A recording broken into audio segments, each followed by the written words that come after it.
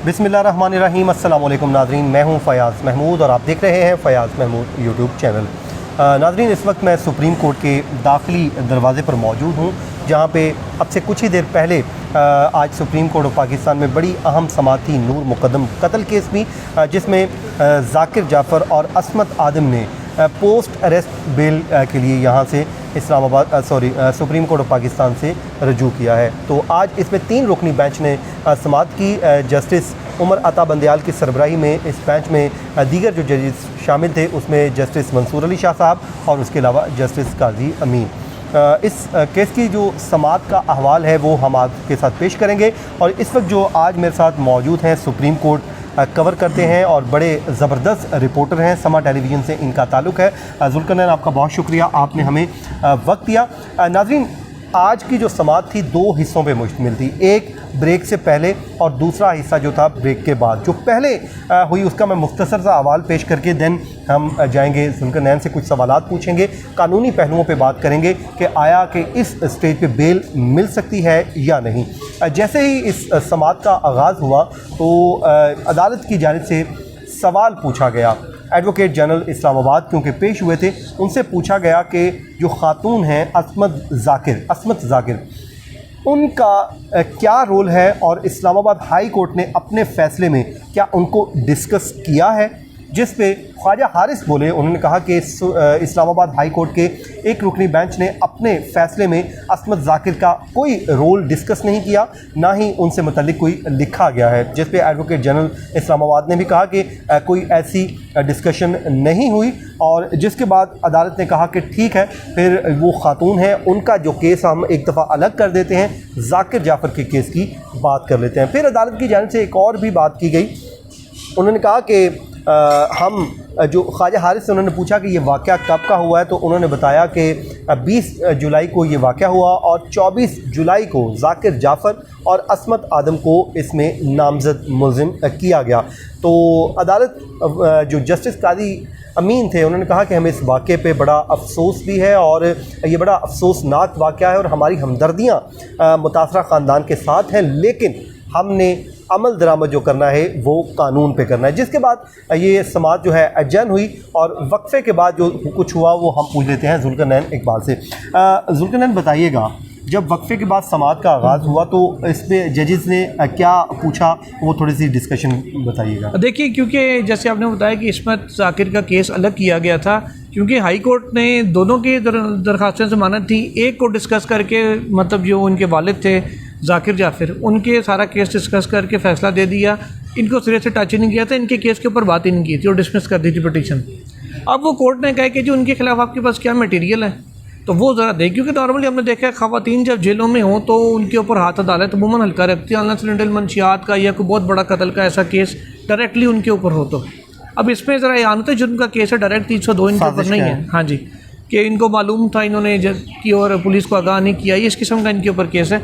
अब इसमें भी नॉर्मली कोर्ट थोड़ा सा हाथ हल्का रखती है ख़वातीन के ऊपर, उनकी एज भी ज़्यादा है। अब देखते हैं कि वो होगा क्या। ऑप्शन वैसे 2 होते हैं ऐसे मौके पे कोर्ट के पास, जब उनका केस टीचर डील नहीं हुआ। एक ऑप्शन तो यह है कि वो खुद ही सरसरी से शवाहिद का जायज़ा लें कि इनके खिलाफ़ केस बनता है नहीं, वो थोड़ा सा करके और ख़ुद से फिर फ़ैसला दे दें कि उनकी बेल बरकरार रहेगी, ये बेल होगी या नहीं होगी, या वो जेल में रहेंगी, वट जो भी फैसला कोर्ट करेगी। दूसरा ऑप्शन ये है कि वो अस्मत ज़ाकिर की हद तक केस हाई कोर्ट को रिमांड कर दें कि भाई इनके हवाले से तो आपने कोई डिस्कस ही नहीं किया, फैसले में लिखा है इनका क्या रोल था, क्या नहीं था, था तो क्यों था, नहीं था तो क्यों नहीं था। वो हाई कोर्ट को उनकी हद तक रिमांड हो सकता है कि जिनके ऊपर अब दोबारा से फैसला करें, फिर वो चाहे वो या जो पार्टी चाहे अपील में सुप्रीम कोर्ट आ सकती है। बगैर यही लग रहा है कि वो रिकॉर्ड बुक वहाँ के शायद खुद सरसरी से जायज़ा ले लें। जो हाई कोर्ट की डायरेक्शन है 2 महीने में फैसला करने की, उसका ख्वाजा हारिस साहब ने नुकता उठाया और कहा कि जी बड़ा जोर दिया कि जी शफाफ ट्रायल का जो हक है वो मुतासर होगा। अभी फ्रांसिक रिपोर्ट्स भी नहीं आई जो मोबाइल फ़ोन्स की थी, दीगर रिपोर्ट्स हैं जिनके ऊपर इनका जो इस्तगासा का केस भी बेस कर रहा है और हमारा डिफेंस भी उसी के ऊपर बेस कर रहा है। अभी वो अबूरी चलान है, फाइनल चलान भी जमा नहीं हुआ, 2 महीने में कैसे होगा। इस पर जो शौकत मुकद्दम के वकील हैं, शाह खावर एडवोकेट, उन्होंने कहा कि जी अभी तो ट्रायल शुरू ही नहीं हुआ, 14 को चार्ज फ्रेम होगा 2-3 दिन बाद, तो फिर से जो है ना वो गवाहियाँ होंगी और शवाहिद रिकॉर्ड होंगे, तब बाकायदा ट्रायल का आगाज़ होगा। तो जो एडवोकेट जनरल इस्लामाबाद है उनकी जानिब से कहा गया कि जो एविडेंस है उसमें फ्रांसिक रिपोर्ट्स सवा 6 मोबाइल फ़ोन्स के तमाम आ चुकी हैं, वो रिकॉर्ड का हिस्सा भी है इस वक्त। सिर्फ उनकी रिपोर्ट्स आने जो तवक्को हमें कि जल्दी आ जाएंगी, उसके बाद से हम जो अपना एविडेंस हो उसको शुरू करवा देंगे। लेकिन इसी तरह ब्रेक में एक और डेवलपमेंट हुई। जस्टिस उमर अता बंदयाल जो हेड कर रहे थे इस बेंच के, उन्होंने आके बताया कि जी मुझे अभी इतला मिली है ब्रेक में कि मेरी फैमिली में एक फौतगी हो गई है, तो मुझे इमीडिएटली लाहौर जाना है।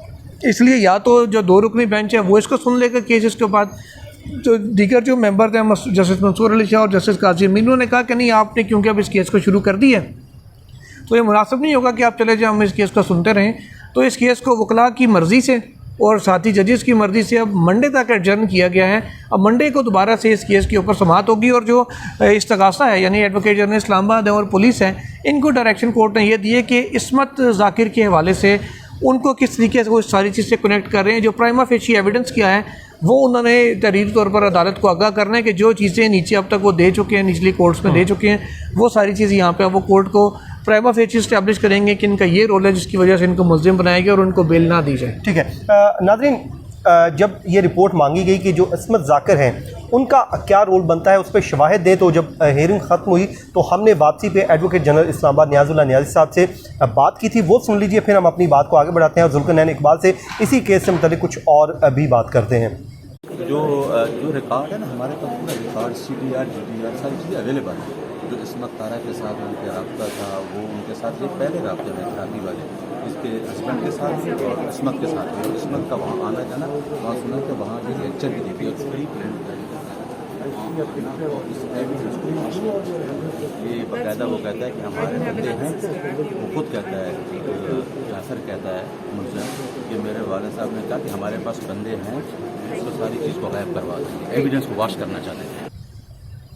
अच्छा, ये आपने सुन लिया उनको। अच्छा जुल्फ़िकार, ये बताइए कि आप माशाल्लाह इस सुप्रीम कोर्ट को बड़े अरसे से कवर करते आ रहे हैं, बड़े बड़े केसेस को आपने कवर किया।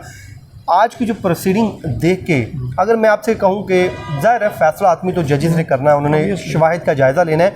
हम जो सुन रहे होते हैं उसको देख के कुछ जायज़ा ले रहे होते हैं अभी तक, क्योंकि आर्गूमेंट्स भी उन्हें नोटिस भी मेरे ख्याल में जारी नहीं हुए और नोटिस होंगे देन इस पर बहस होगी। लेकिन आपको क्या लग रहा है इसका मुतफ़क्का फ़ैसला क्या हो सकता है? आज की हेयरिंग के बाद आपको कोई कितने % चांसेस हैं कि क्या फ़ैसला हो सकता है? देखिए, अभी तो अगली हेयरिंग के ऊपर बाज़ाब्ता नोटिस होंगे, अभी प्रोसिक्यूशन का नोटिस नहीं है, वो अपने तौर पे आए हुए थे, सबको ज़ाहिर उन्हें पता था important case high profile case है, लगा हुआ है तो जाना है। जिम्मेदारी का मुजाहरा है कि उन्होंने भी और शाह खावर साहब ने भी, और जो मकतूला हैं इस केस में नूर मुकद्दम, तो उनके वालिद शौकत मुकद्दम साहब भी आए हुए थे इस केस में, अभी भी वो सुप्रीम कोर्ट के अंदर ही जब हमारी बात हो रही है, वो एडवोकेट जनरल इस्लामाबाद के पास इस वक्त मौजूद हैं। तो इन सब ने जिम्मेदारी का मुजाहरा करते हुए कि यार हमारा सेंसिटिव केस है, खुद से आए हैं, वो उनको भी अदालत ने बाज़ाब्ता नोटिस नहीं किया, ना उनसे बाज़ाब्ता जवाब मांगा गया है इनकी दरख्वास्त के ऊपर। अगली समाअत में तो उनसे जवाब मांगा जाएगा प्राइमा फेशी डिस्कशन करने के बाद, वो तहरीरी तौर पे अपनी जो उन्होंने बेल की मुखालफत कर रही है मौक़िफ़ देंगे। और बज़ाहिर तो जैसे मैंने आपको पहले भी बताया था, ख़वातीन के साथ अमूमन थोड़ा सा हाथ हल्का रखा जाता है कि उनको जेलों में रखना, अदालत भी कहती है मुआशरे के लिहाज से भी मुनासिब नहीं होता। मरियम नवाज़ के केस में भी एक एग्जाम्पल मौजूद है, एग्जाम्पल दी गई थी, उनका भी ये खातून होने की बेस पर रिलीज किया गया। हालांकि वो जो जस्टिस नसर मिनल्लाह उन्होंने एक बड़ी लंबी चौड़ा फैसला लिखा, तो उन्होंने उसको बरकरार रखा ज़रूर था, लेकिन उसमें खातून होने का एज दिया, खातून होने का एज दिया था। तो यहाँ पे एन मुमकिन है कि इस्मत आदम को कुछ जो है वो एज मिल जाए थोड़ा इस चीज़ का, लेकिन अभी भी उसके हवाले से कुछ हतमी तौर पर नहीं कहा जा सकता।